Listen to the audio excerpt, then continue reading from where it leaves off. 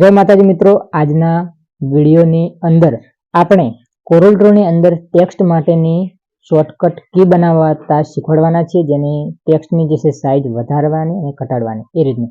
તો તમારે સૌપ્રથમ ટૂલ્સ ઉપર ટિક કરવાનું છે, ઓપ્શનમાં જવાનું છે, ઓપ્શનમાં જઈ ત્યાર પછી તમારે કમાન્ડમાં ટિક કરવાનું છે। કમાન્ડ ઉપર ટિક કરી પછી તમારે અહીંયા ટિક કરવાનું છે ફાઇલ્સનું ઓપ્શન, જે કમાન્ડ ઉપર ટિક કરવાનું પહેલા એના ઉપર તમે ટિક કરશો એટલે અહીંયા બતાવશે ફાઇલ્સનો ઓપ્શન। ત્યાર પછી અહીંયા તમારે ટિક કરવાનું રહેશે ટેક્સ્ટ ઉપર ટિક કરશો એટલે અહીંયા તમને ઘણા બધા ઓપ્શન ટેક્સ્ટને લગતા બતાવવામાં આવશે।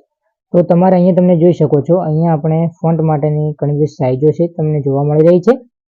તો હવે આપણે નીચે સ્ક્રોલ કરીએ છીએ તો અહીંયા તમને હોરિઝોન્ટલ ફોન્ટ આપણે ગોતવાનો છે, ફોન્ટ ઓફ હોરિઝોન્ટલ, તેને ટિક કરીએ છીએ। જો મળી જાય તો બાકી બીજું સિલેક્ટ કરીએ।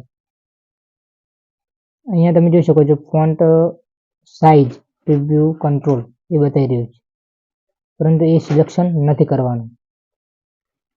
ફોન્ટ ડિક્રીઝ એ રીતનું હોવું જોઈએ, જોઈ લઈએ અમે।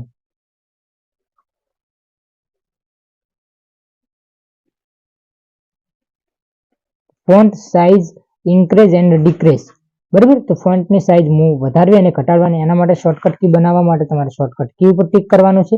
ત્યાર પછી અહીંયા તમારે જે રીતની હું 2 સાતડા રાખું છું, 2 આઠડા રાખું છું, 88 તમારે સિલેક્ટ કરી દેવાના। તમારે જે રીતની શોર્ટકટ કી રાખવી હોય એ રીતની। ડિક્રીઝ માટે હું અહીંયા ટિક કરું છું, 2 આઠડા લખું છું, બરાબર। તો હું અહીંયા 2 આઠડા ટિક કરી દઉં છું। પછી અસાઇન ઉપર તમારે ટિક કરવા દેવાનું છે, એટલે ડિક્રીઝને તમારે કામ થઈ ગયું।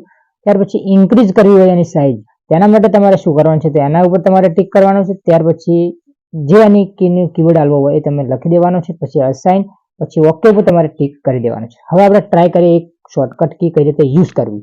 તો સૌપ્રથમ એક અહીંયા હું નામ લખી દઉં છું ટેક્સ્ટ ટૂલની મદદથી। તમે જોઈ શકો છો અહીંયા હું તમને નામ લખી દઉં છું સંજય, બરાબર। આ રીતનું નામ લખી દીધું છે। આટલું કામ કર્યા પછી હવે શું કરવાનું છે તમારે, બરાબર। હવે પિક ટૂલ ઉપર તમારે ટિક કરી દેવાનું, પિક ટૂલ ઉપર। પછી તમારે જે ડિક્રીઝ કરવા માટેની શું આપણે કીબોર્ડ રાખ્યો તો 88 રાખ્યો હતો, તો કીબોર્ડ ઉપર તમારે આઠડો દબાવવાનો છે 2 વખત 88, તો તમારી સાઇઝ ડિક્રીઝ થશે। અને ઇન્ક્રીઝ કરવા માટે 2 સાતડા દબાવ્યા 77 કર્યો તો એ રીતે તમે 77 દબાવશો તો તમારી સાઇઝ જે છે વધશે, ઇન્ક્રીઝ થશે। તો સાઇઝ ઇન્ક્રીઝ કરવા માટે 77 દબાવવાના છે।